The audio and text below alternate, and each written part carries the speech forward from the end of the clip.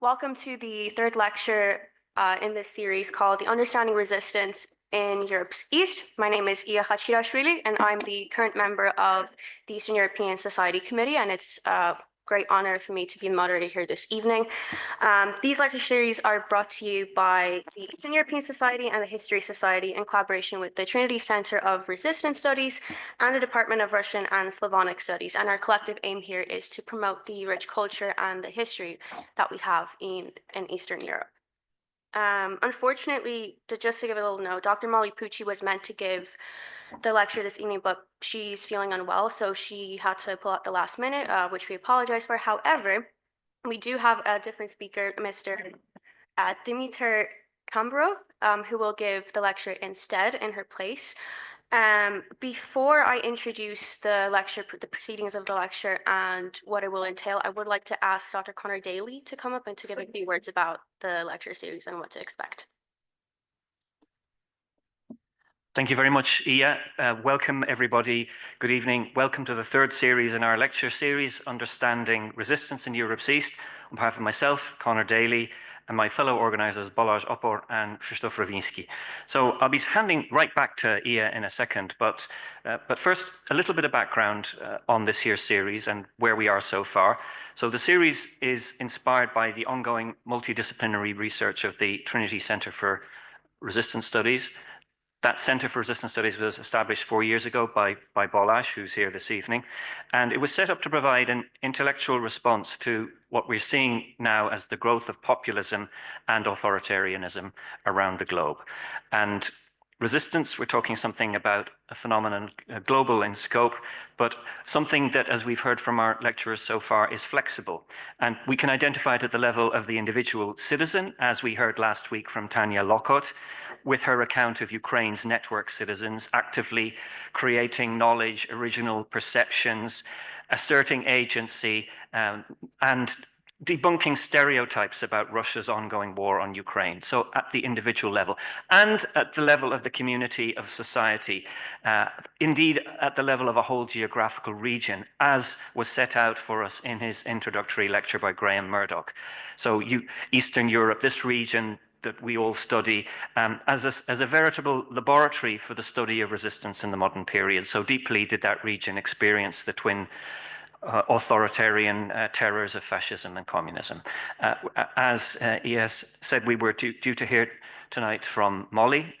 Very fortunate to be able to have secured Dimitar's services to talk about cultural resistance, Bulgarian style, because when we think of the communist period in Bulgaria, many of us who've looked at it superficially, we think about it as communism in Bulgaria as a phenomenon with different stages, but whose bad parts were suffered, were endured, were tolerated, were put up with by the Bulgarian people rather than actually resisted. So I'm looking forward to hearing what Dimitar will tell us on that subject this evening. And as we look forward in the series, we're going to be hearing about resistance movements in Poland. We have dedicated sessions on Czechoslovakia, on music in Hungary, and there still is one slot to go on Soviet dissidents. So which Molly was going to be talking about tonight. And we're going to be finishing up with a roundtable at which we hope Molly will be able to join us, and that's going to be on the 10th of April. Just to say before I hand back to Iya that the series is part funded by the TCD Faculty Events Fund.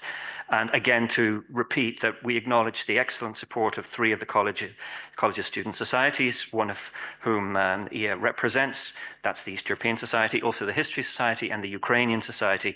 So now I'm going to hand back the baton to tonight's Master of Ceremonies, Iya Khachirashvili. You're welcome, Iya.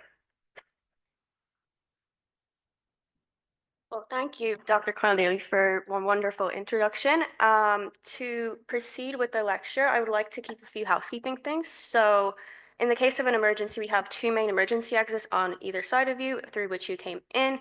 I would also like to ask you to turn your mobile phones off or turn them on silent and pay full respect and attention to our guest lecture.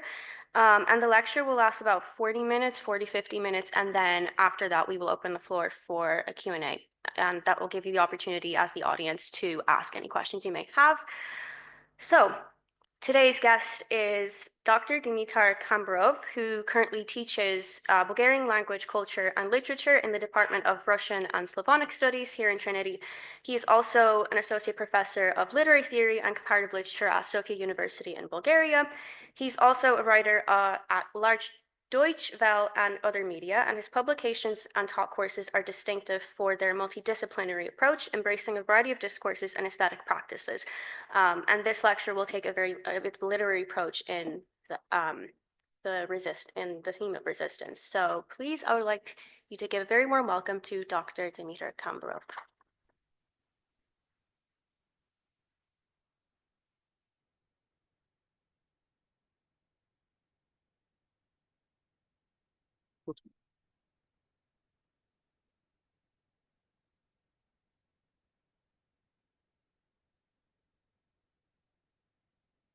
Good evening, everybody, and thank you very much for being here.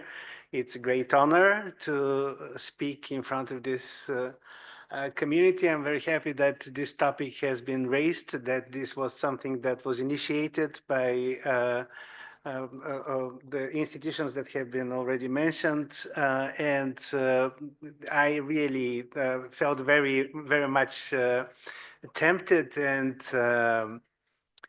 full of desire to participate in this series of lecture, although I kind of learned about this a little bit late, and we were discussing with Connor that my lecture will be at the end of the series, so I was hoping that I'll have time. Unfortunately, the situation changed, and I had to fill up for the lecturer who was unwell, and I want to apologize that I didn't manage to prepare all that well from that point of view. I didn't manage to prepare the so necessary in this respect PowerPoint presentation, and yeah, I very much hope that what I'll say will provoke a kind of discussion. I'll share things that might be, to some extent, iconoclastic for some of you, I hope. And I very much hope that it will provoke a kind of discussion. That is my main point. So the thing about what I want to start is with a kind of a joke that I guess many of you who are interested in this topic of socialist culture, socialist art maybe know, but the point is that in Varna, I'm from Varna, and it is on the Black Sea, and the boat of communism has been built. And there was a big opening. There was a godmother who broke the bottle of champagne. So the boat was launched. And of course, it didn't go. And they were wondering what's going on. This is so big, so magnificent, so real, this big boat of communism. And they asked for a specialist, an expert from Germany. And he came and he said, well, you see, the problem is that the whole steam goes to the whistle. So this is a kind of a famous joke about the situation with communism, but it's a little bit ambiguous, and I'll refer to this later on. The point is that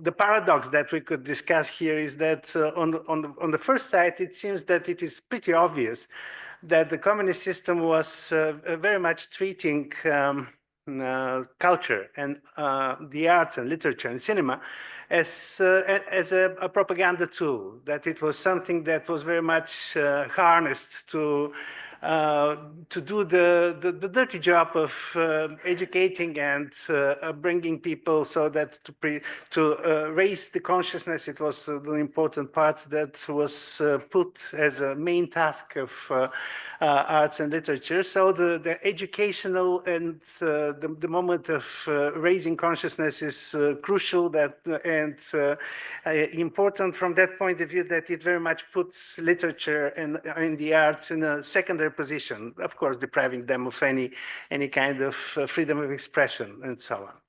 And this is the banal kind of perception about this, that we have a situation in which freedom is, the artistic field is deprived of freedom, and it is very much under control. It is very much exploited as an instrument and an agent through which the system imposed its own rules and principles.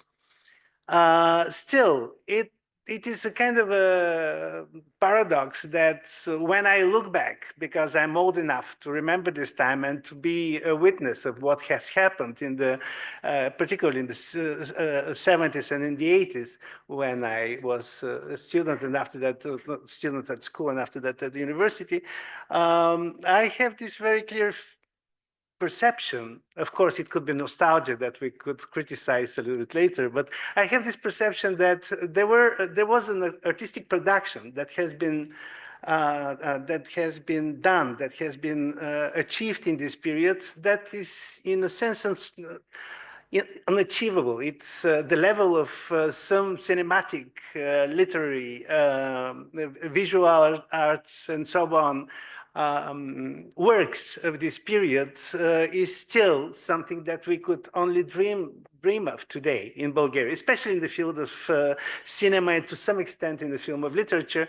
We have this very clear idea that it was kind of a paradox, that a system that should have been suffocating and very much suppressing the artistic freedom and liberty of expression, autonomy, all these things that are so important, so that to consider arts as really inspiring and inspired in order to produce something real, genuine, authentic, and efficient.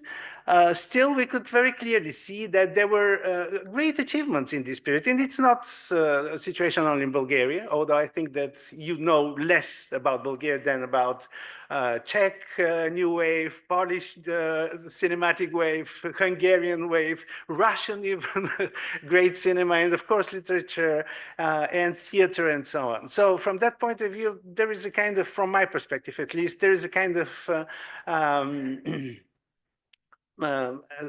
marginalization and forgetfulness, oblivion with regard to Bulgarian achievements in this respect that I want somehow to draw attention a little bit later.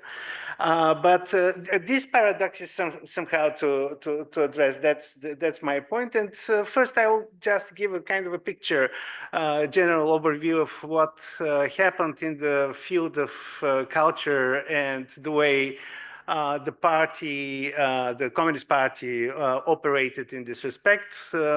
It's, of course, it is clear to be, we're aware that there was a ministry. It was not exactly a ministry, but a committee of culture and arts that that was responsible with this a level of control. And it is also maybe important to mention that in Bulgaria, there was a very, very personalized power in the face of the leader of the Communist Party, particularly after 1956. It is, of course, the figure of Todor Zhivkov, the longest dictator of the Eastern Bloc. He was very, very eloquent in announcing his recommendations and demands with regard to the cultural sphere, of course. And it is interesting to follow the changes in his attitude with regard to the very field of literature and art. For example, in the 58. The first very strong idea was because, of course, it was the period after the dismantling of the cult of personality, and the new freedom was expected very much. The period was still on the horizon, but some expectations were already available. So the very first idea was somehow to warn the people from culture and literature, that the general direction of everything that has happened in communist Bulgaria was the right one, and all these mistakes and kind of hesitations didn't change the general picture that it was the right method of socialist realism, and it represents the very essence of Marxism-Leninism. So this is, so to speak, the first moment, and we could jump a little bit further in already in '66, and then the situation is changing with the very famous, from Bulgarian perspective, debate about the big and the small truth. So it is something that was announced in front of the Union of Bulgarian Writers and became very much like a legend that was that has very repercussions and continuations after this throughout the years. So the idea is that the big truth is the one about building communism, being very much devoted into this raising of consciousness and self perfection of the modern man and woman of socialist life. The idea of this high, of course, it was not called utopian. From our perspective, we could call it utopian idea of achieving something that is not here and now, but that is over there, and that is something to be achieved with a lot of sacrifices and devotion. This was the big truth. And the other truth, the small truth, was the one about our actual life here and now. And it was all this egoticism, this love for everyday pleasures and consumerist temptations, the low like base moral of the everyday people, and from that point of view, it was the small truth about everyday life. And the idea was what to do with these two truths, the big one, the great one, and the small one. And the very suggestion was that art should undertake it's somehow to take the responsibility to get rid of the small truth and to devote entirely itself to the big truth that is of establishing the communist future, the bright communist future.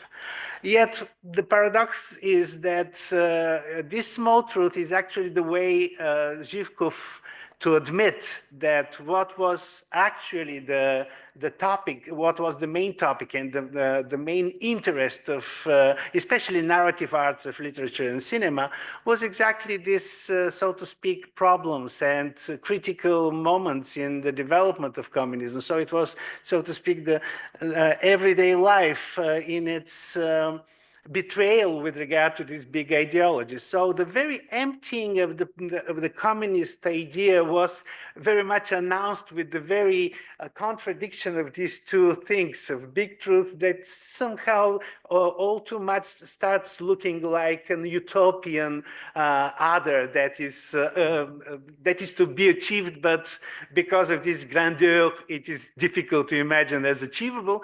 And the other thing, which was very much an acceptance of admittance that something other is already taking place, and not only taking place, but very much replaces the big other of the communist idea. So it was very much after the initial, so to speak, statement that the party will not interfere in the variety of genres and modes of creation that was announced in '58. Now this was very much the result of this, very much the fruit, because obviously the small truth managed somehow to produce its bitter, its poisonous fruit. Here it is also very important because, of course, it was the period of thaw, and from that point of view, the very liberalization in the public and social life affected the situation in the field of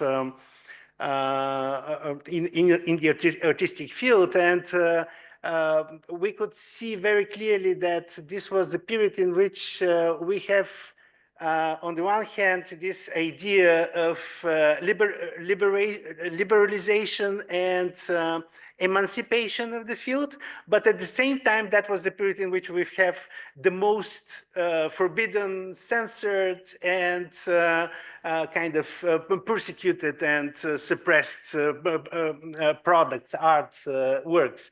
And this has to do with the very idea that there was a kind of an unclear line between this, so to speak, big truth and small truth that was very difficult to navigate from the point of view of the artists who were trying to push, so to speak, to push the boundary, to go as far as possible.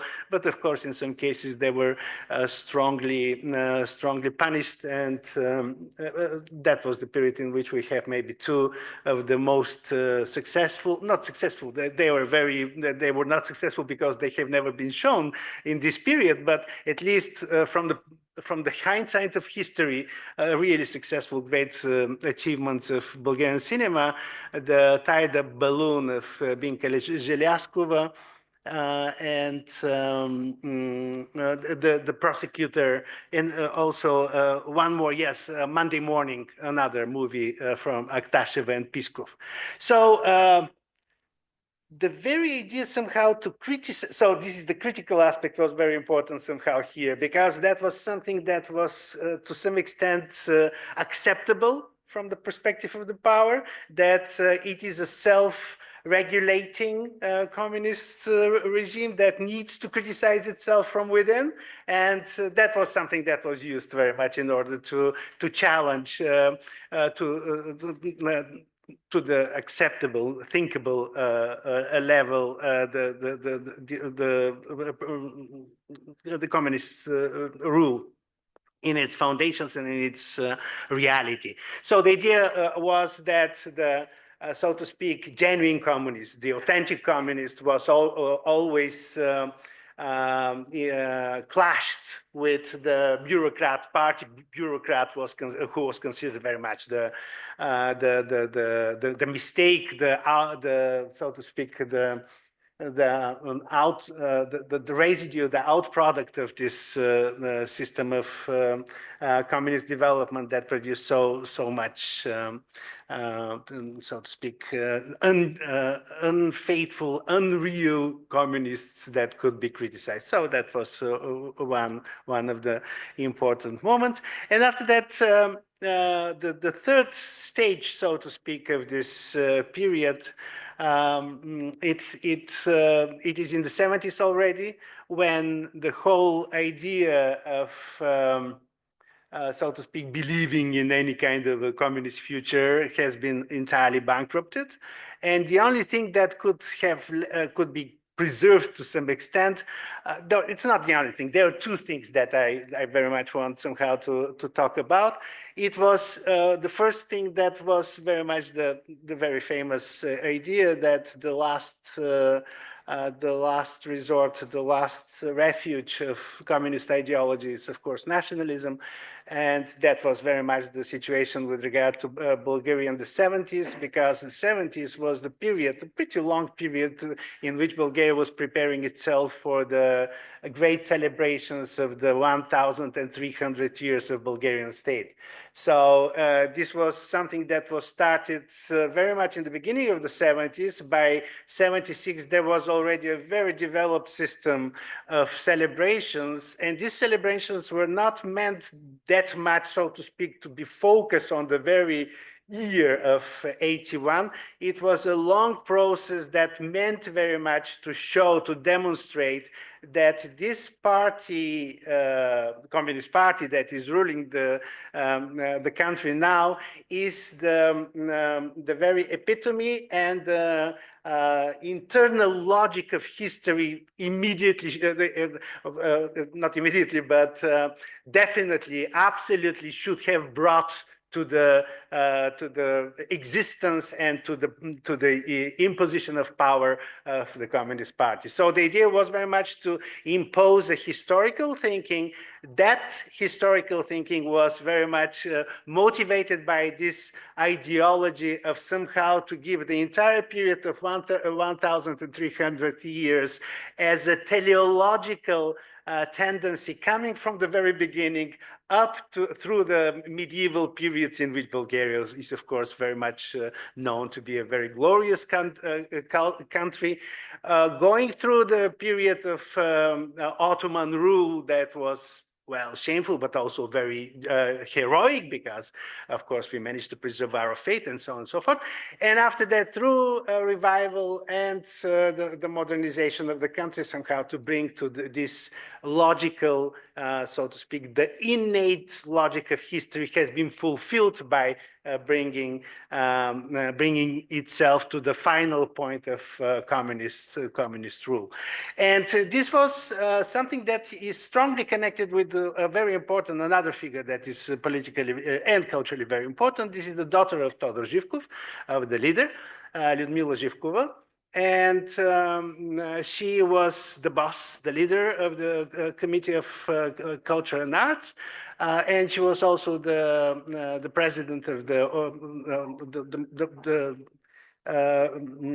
motor behind the organizations and activities having to do with the famous celebration of the 1,300 years of Bulgarian state.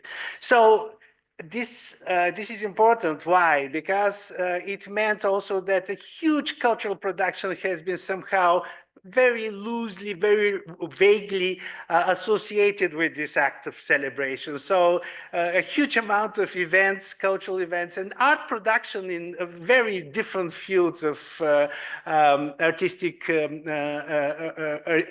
achievement have been actually put under the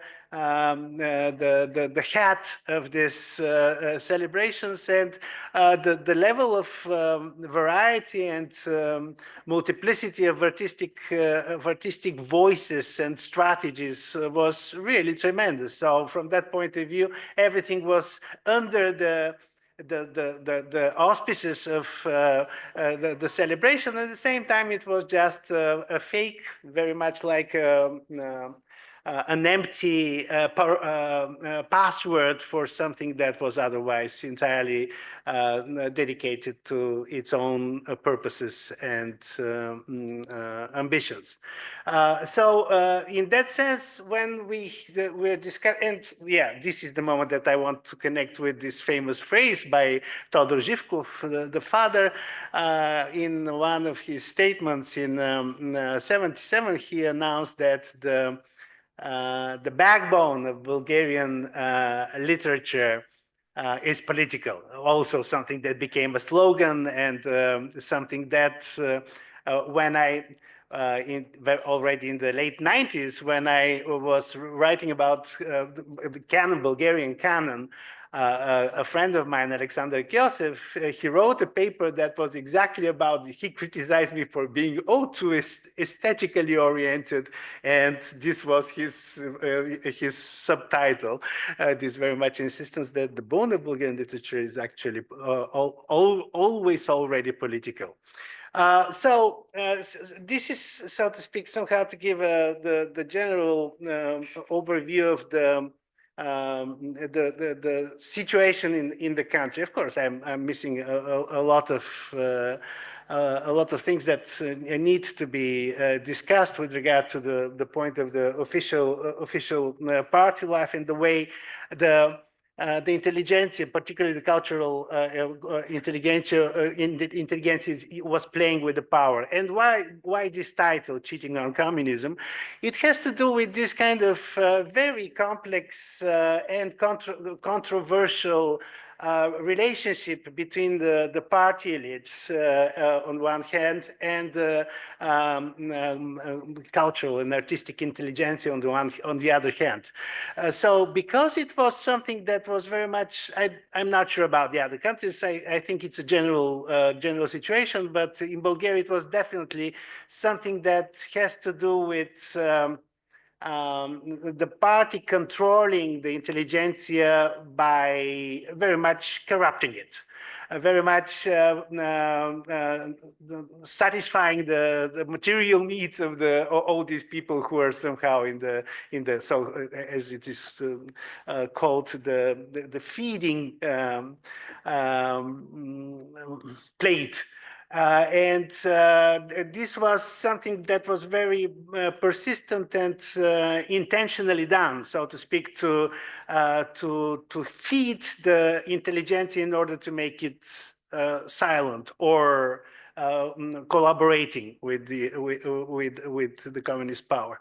On the other hand, it was a kind of strange period from the point of view of the very controlling institutions and organs, because the people who were there, they had their, so to speak, their commitment, their engagement with power, but obviously it's not obviously obvious, but that is, so to speak, a fact that they were trying somehow to play this double game. It is a period, particularly 60s and the 70s, in which in Bulgaria a huge amount of literature has been translated, for example, and also rather substantial amount of cinema was imported from the Western world. And what is even more interesting, I believe, is that what was actually translated and showed into Bulgarian cinemas, it was not that much the blockbusters and the bestsellers, but it was actually a very high level of Western cinema and literature. And also there was, for example, a very famous exhibition in '79, the artists at work in the United States, a fantastic thing that was like mind-blowing. It changed our mentality and everything. So all these things of kind of, on the one hand, controlling and corrupting the very strata of Bulgarian intelligence, and at the same time, somehow putting this aesthetic and critical, that's also very important, kind of critical requirement, demand with regard to what was to be important and what was to be produced within the country, somehow created this atmosphere of uncertainty, of taking risks, and at the end of the day, of really producing some really fantastic achievements, artistic achievements.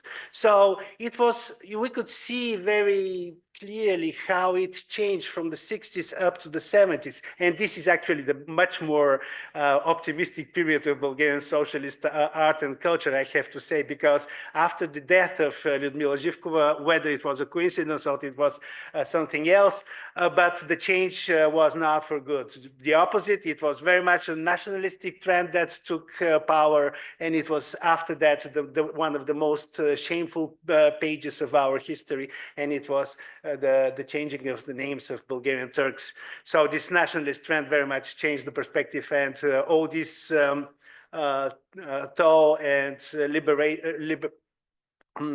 emancipatory tendencies that we could see clearly in the arts and culture of the 60s and the 70s disappeared, vanished. For the entire period of the 80s, I could say that we had actually a much worse period culturally. So what is, when we talk about this, yeah, I have to be a little bit in a hurry. But when we talk about this period, I'm focusing particularly in the 60s and the 70s, we could talk about two canons, so to speak. This is one of the perspectives. And this is something that is, so to speak, officially defended here. If you have a chance to look at this book, this is one of the representative volumes that that is at hand that you could get from the library History here, Bulgaria under Communism. It's a rather good book. And this is, so to speak, very much the official statement that the official view about the way culture was formed and presented, formed and managed in this period.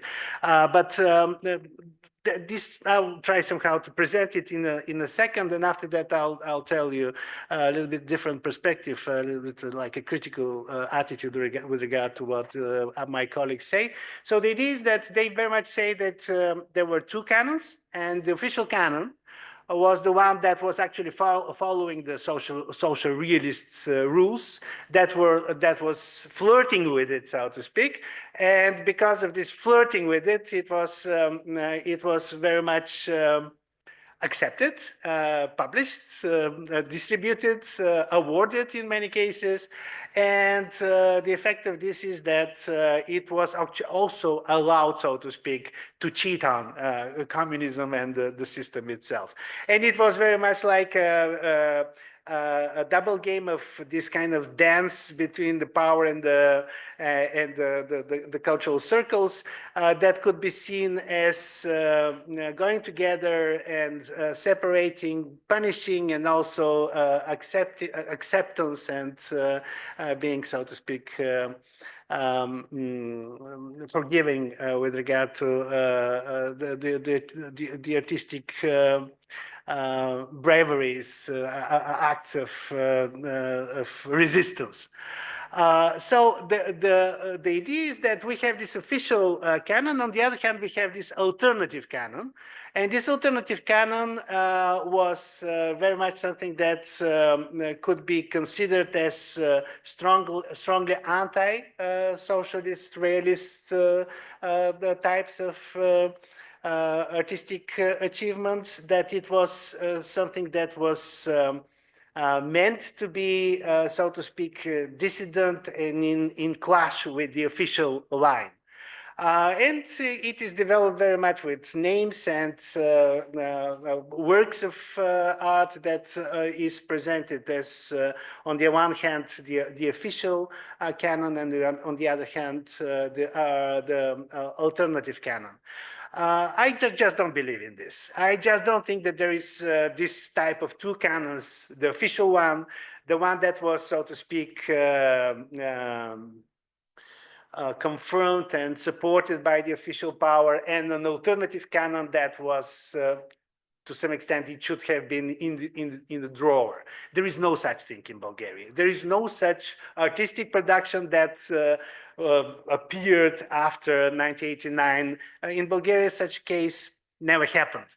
And this is one of the reasons that the general perception that Bulgaria practically didn't have a genuine dissident movement, that the alternative political, social, philosophical, if you wish, literary, culture, and so on, activities were pretty much marginalized or non-existent in general.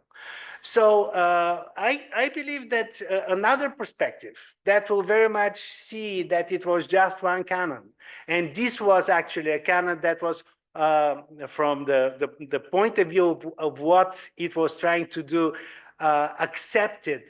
It was accepted and, so to speak, endured by the power. This is what we could consider the socialist resistance in Bulgaria. So it is not these things that were, so to speak, deprived of critical and public interest. They haven't had audience, they haven't been distributed, and frankly, they haven't been sent to festivals, they haven't been translated abroad, and so on. So we have this kind of artistic production, and this is something that I'm sure that my colleagues already discussed, but in a particular moment, somewhere in the late 50s and in the 60s, the communist system very clearly understood that it is incompatible in the field of economy. And the only way, so to speak, to compete with the Western world, with your world, it was, of course, the field of culture and art. And it is very clear with regard to what the Soviet Union was doing with its ballet, with its orchestras, with its great players, soloists of classical music. But we could see the same on a different level, not that much as something for like showmen that were demonstrated in Carnegie Hall and in the Covent Garden.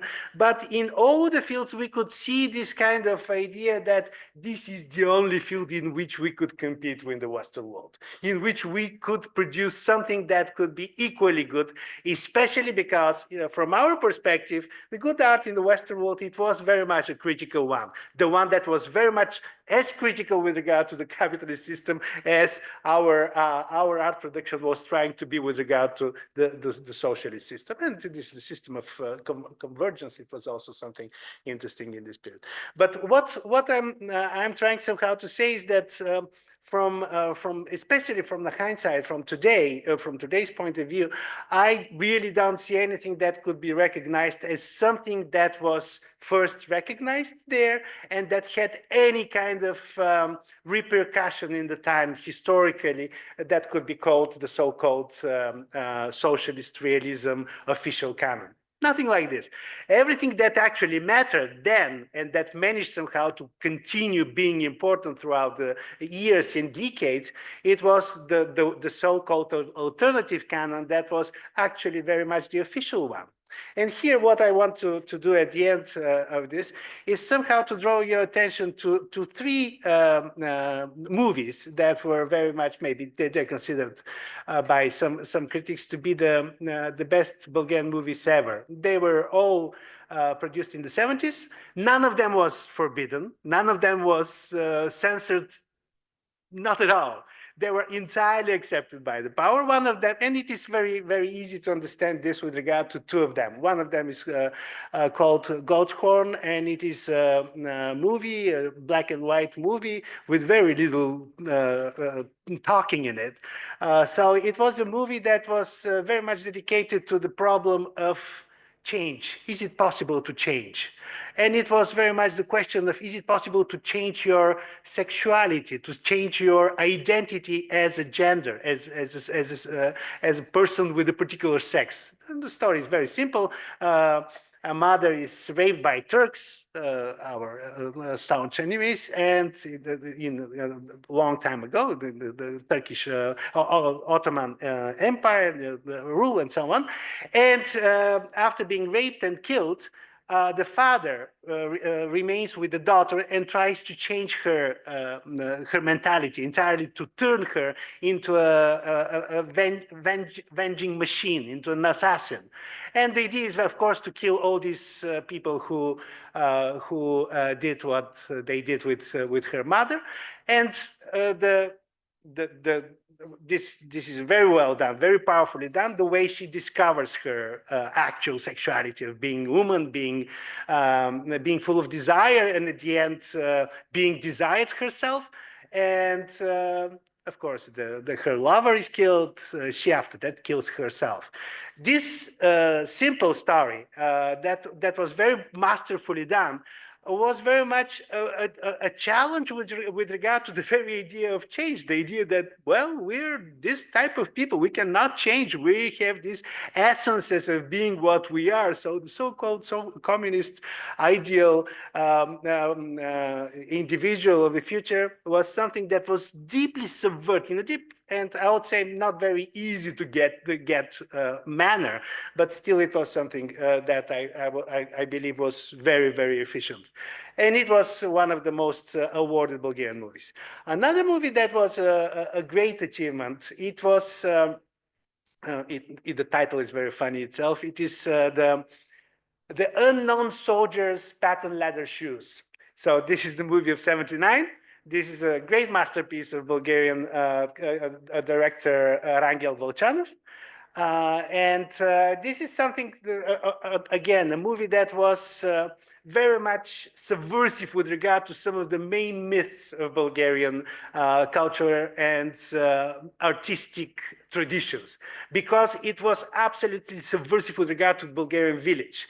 It showed all this cruelty, dirt, and also lack lack of solidarity and care for each other in something that was considered the very cradle of Bulgarian civilization, values, traditional patriarchal values, and so on and so forth.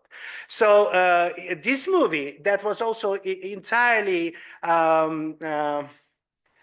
whimsical, we could say, from the point of view of its artistic style. Roger Ebert, in his very famous, from our perspective, famous criticism of this movie, was absolutely shocked by the fact that such movie is capable to be produced. And his answer was, yeah, it is capable to be produced, and it is possible to be produced only in a communist country, very much like The Mirror, Tarkovsky's masterpiece. Why? Because there is a state behind this movie that provides, that invests in something in which an artist is absolutely free to do whatever he wants to do, something that is absolutely impossible in the Western world. Why? Because of the market.